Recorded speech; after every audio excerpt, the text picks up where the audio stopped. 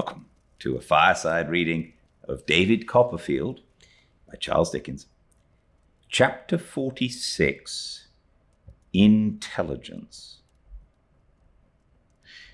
I must have been married, if I may trust to my imperfect memory for dates, about a year or so, when one evening, as I was returning from a solitary walk, thinking of the book I was then writing, for my success had steadily increased with my steady application, and I was engaged at that time upon my first work of fiction, I came past Mrs. Steerforth's house. I had often passed it before during my residence in that neighborhood, though never when I could choose another road. Howbeit, it did sometimes happen that it was not easy to find another without making a long circuit, and so I had passed that way, upon the whole, pretty often. I had never done more than glance at the house as I went by with a quickened step. It had been uniformly gloomy and dull. None of the best rooms abutted on the road, and the narrow, heavily framed, old-fashioned windows, never cheerful under any circumstances, looked very dismal, close shut, and with their blinds always drawn down. There was a covered way across a little paved court to an entrance that was never used, and there was one round staircase window at odds with all the rest, and the only one unshaded by a blind, which had the same unoccupied, blank look. I do not remember that I ever saw a light in all the house. If I had been a casual passer-by, I should have probably supposed that some childless person lay dead in it. If I had happily possessed no knowledge of the place, and had seen it often in that changeless state, I should have pleased my fancy with many ingenious speculations, I dare say. As it was, I thought as little of it as I might. But my mind could not go by it and leave it as my body did, and it usually awakened a long train of meditations. Coming before me on this particular evening that I mention, mingled with the childish recollections and later fancies, the ghosts of half-formed hopes, the broken shadows of disappointments dimly seen and understood, the blending of experience and imagination incidental to the occupation with which my thoughts had been busy, it was more than commonly suggestive. I fell into a brown study as I walked on, and a voice at my side made me start. It was a woman's voice. I was not long in recollecting Mrs. Steerforth's little parlour-maid, who had formerly worn blue ribbons in her cap. She had taken them out now to adapt herself, I suppose, to the altered character of the house, and wore but one or two disconsolate bows of sober brown. "If you please, sir, would you have the goodness to walk in and speak to Miss Dartle?" "Has Miss Dartle sent you for me?" I inquired. "Not tonight, sir, but it's just the same. Miss Dartle saw you pass a night or two ago, and I was to sit at work on the staircase, and when I saw you pass again, to ask you to step in and speak to her." I turned back and inquired of my conductor, as we went along, how Mrs. Steerforth was. She said her lady was but poorly, and kept her own room a good deal. When we arrived at the house, I was directed to Miss Dartle in the garden, and left to make my presence known to her myself. She was sitting on a seat at one end of a kind of terrace overlooking the great city.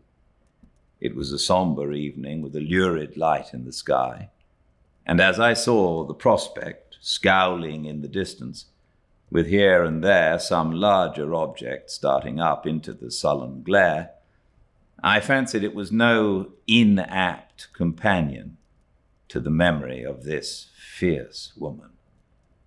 She saw me as I advanced and rose for a moment to receive me. I thought her then still more colourless and thin than when I had seen her last, the flashing eyes still brighter and the scar still plainer. Our meeting was not cordial. We had parted angrily on the last occasion, and there was an air of disdain about her which she took no pains to conceal. "I am told you wish to speak to me, Miss Dartle," said I, standing near her, with my hand upon the back of the seat and declining her gesture of invitation to sit down. "If you please," said she. "Pray, has the girl been found?" "No." "And yet she has run away." I saw her thin lips working while she looked at me, as if they were eager to load her with reproaches. "Run away?" I repeated. "Yes, from him," she said, with a laugh. "If she is not found, perhaps she will never be found. She may be dead." The vaunting cruelty with which she met my glance I never saw expressed in any other face that I have ever seen. "To wish her dead," said I, "may be the kindest wish that one of her own sex could bestow upon her. I am glad that time has softened you so much, Miss Dartle." She condescended to make no reply, but turning on me with another scornful laugh, said, "The friends of this excellent and much injured young lady are friends of yours. You are their champion and assert their rights. Do you wish to know what is known of her?" "Yes," said I. She rose with an ill-favoured smile, and taking a few steps toward a wall of holly that was near at hand, dividing the lawn from a kitchen garden, said in a louder voice, "Come here," as if she were calling to some unclean beast. "You will restrain any demonstrative championship or vengeance in this place, of course, Mr. Copperfield," said she, looking over her shoulder at me with the same expression. I inclined my head without knowing what she meant, and she said, "Come here," again, and returned, followed by the respectable Mr. Littimer, who, with undiminished respectability, made me a bow and took up his position behind her. The air of wicked grace, of triumph, in which, strange to say, there was yet something feminine and alluring, with which she reclined upon the seat between us and looked at me, was worthy of a cruel princess in a legend. "Now," said she imperiously, without glancing at him, and touching the old wound as it throbbed, perhaps in this instance with pleasure rather than pain, "tell Mr. Copperfield about the flight." "Mr. James and myself, ma'am." "Don't address yourself to me," she interrupted with a frown. "Mr. James and myself, sir." "Nor to me, if you please," said I. Mr. Littimer, without being at all discomposed, signified by a slight obeisance that anything that was most agreeable to us was most agreeable to him, and began again. "Mr. James and myself, having been abroad with the young woman, ever since she left Yarmouth under Mr. James's protection, We have been in a variety of places and seen a deal of foreign country. We have been in France, Switzerland, Italy, in fact, almost all parts. He looked at the back of the seat as if he were addressing himself to that, and softly played upon it with his hands as if he were striking chords upon a dumb piano. Mr. James took quite uncommonly to the young woman, and was more settled for a length of time than I have known him to be since I have been in his service. The young woman was very improvable, and spoke the languages, and wouldn't have been known for the same country person. I noticed that she was much admired wherever we went. Miss Dartle put her hand upon her side. I saw him steal a glance at her and slightly smile to himself.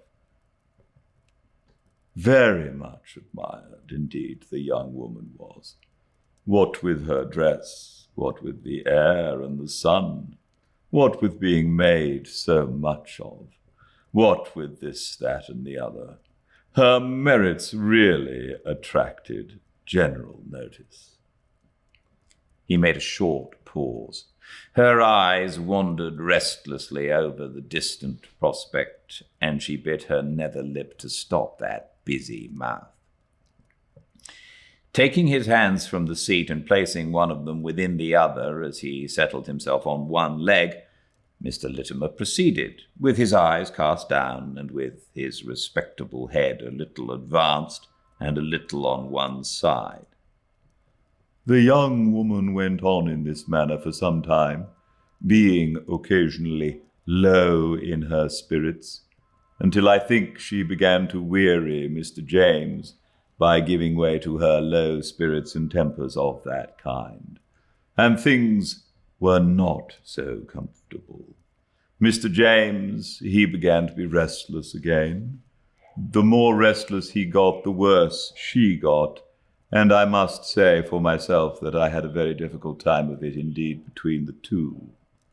Still, matters were patched up here and made good there over and over again, and altogether lasted, I am sure, for a longer time than anybody could have expected. Recalling her eyes from the distance, she looked at me again now with her former air. Mr. Littimer clearing his throat behind his hand with a respectable short cough, changed legs and went on. At last, when there had been upon the whole a good many words and reproaches, Mr. James set off one morning from the neighbourhood of Naples, where we had a villa, the young woman being very partial to the sea, and under pretence of coming back in a day or so, left it in charge with me to break it out that, for the general happiness of all concerned, he was— here an interruption of the short cough— gone. But Mr. James, I must say, certainly did behave extremely honourably, for he proposed that the young woman should marry a very respectable person who was fully prepared to overlook the past, and who was at least as good as anybody the young woman could have aspired to in a regular way, her connections being very common. He changed legs again and wetted his lips. I was convinced that the scoundrel spoke of himself, and I saw my conviction reflected in Miss Dartle's face. This I also had it in charge to communicate.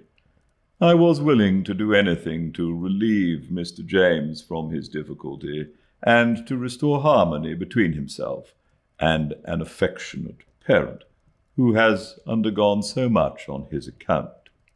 Therefore I undertook the commission. The young woman's violence, when she came to, after I broke the fact of his departure, was beyond all expectations. She was quite mad, and had to be held by force, or if she couldn't have got to a knife or got to the sea, she'd have beaten her head against the marble floor. Miss Dartle, leaning back upon the seat with a light of exultation in her face, seemed almost to caress the sounds this fellow had uttered. But when I came to the second part of what had been entrusted to me, said Mr. Littimer, rubbing his hands uneasily, which anybody might have supposed would have been at all events appreciated as a kind intention, then the young woman came out in her true colours.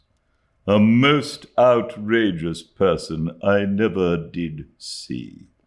Her conduct was surprisingly bad. She had no more gratitude, no more feeling, no more patience, no more reason in her than a stock or a stone. If I hadn't been upon my guard, I am convinced she would have had my blood. I think the better of her for it, said I, indignantly.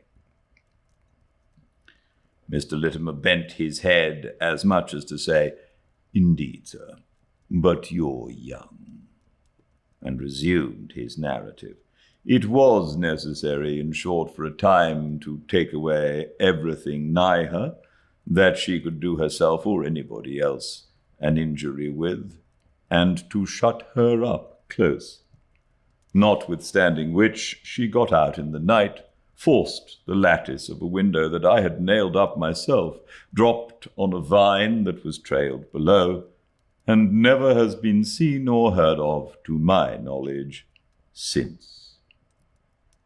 She is dead, perhaps, said Miss Dartle with a smile, as if she could have spurned the body of the ruined girl.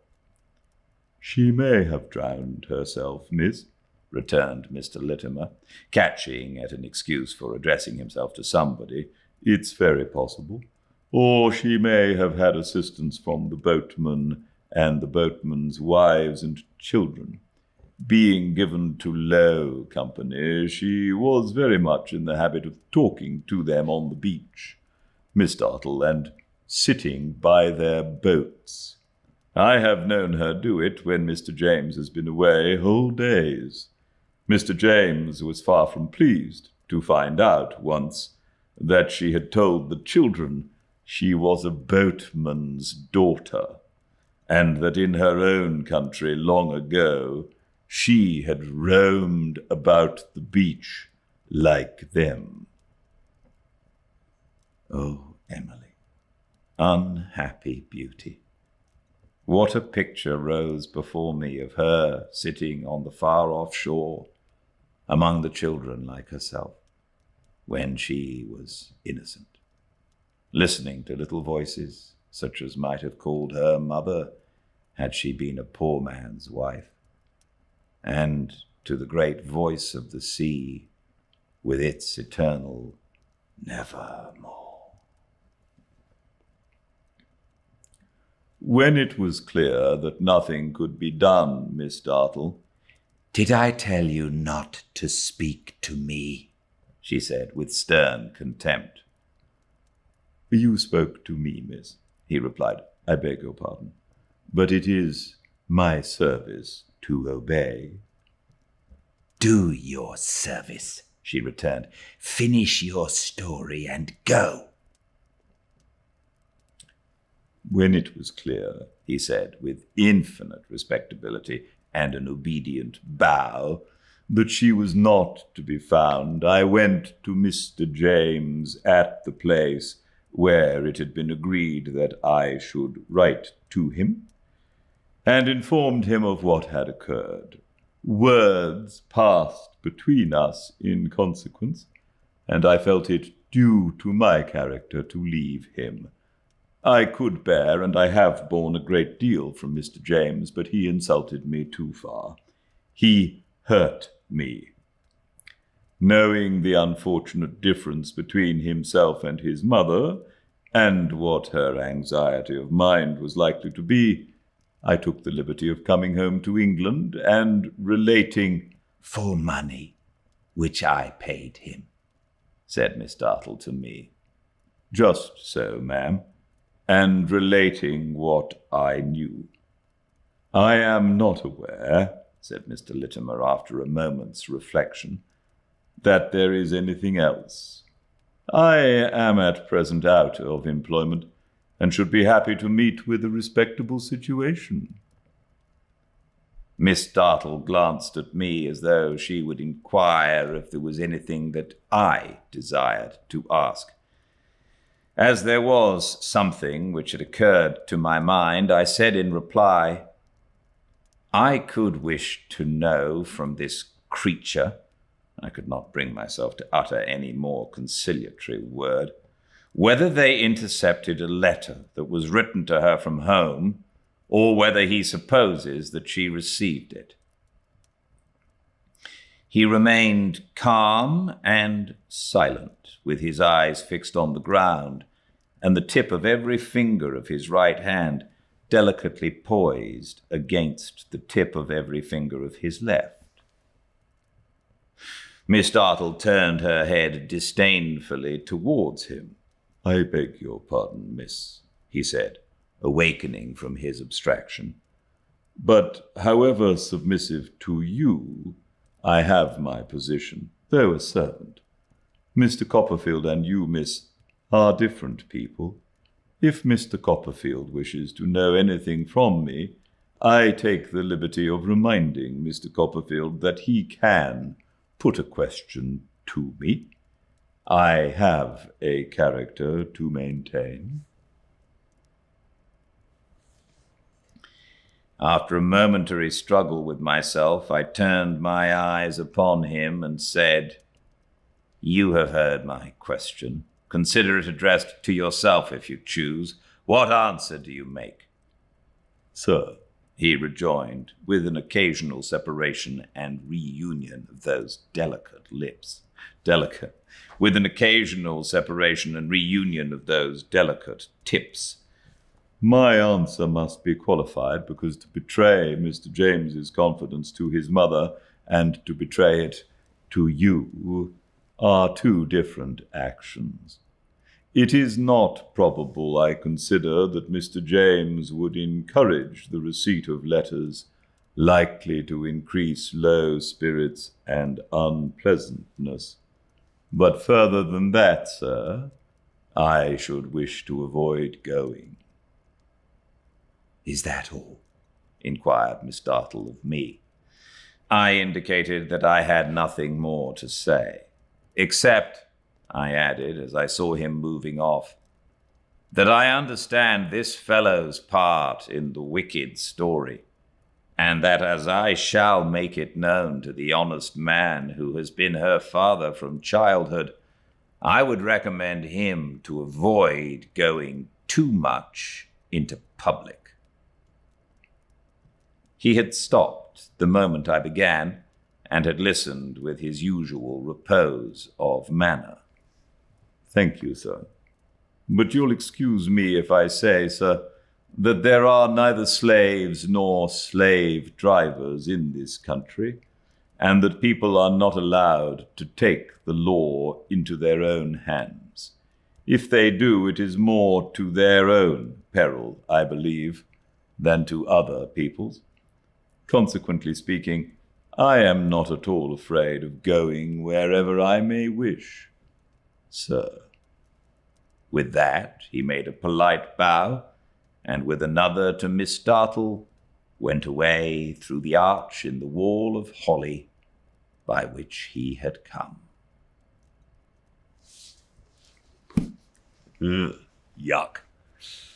Well, this is very exciting. I wonder what's going to happen in the second part of this chapter, which I'll read tomorrow, same time and place. 5 Pacific, live at Fireside Reading on Instagram. All the chapters uploaded to the YouTube channel, Fireside Reading. And until I see you all tomorrow, please stay very well. Good night.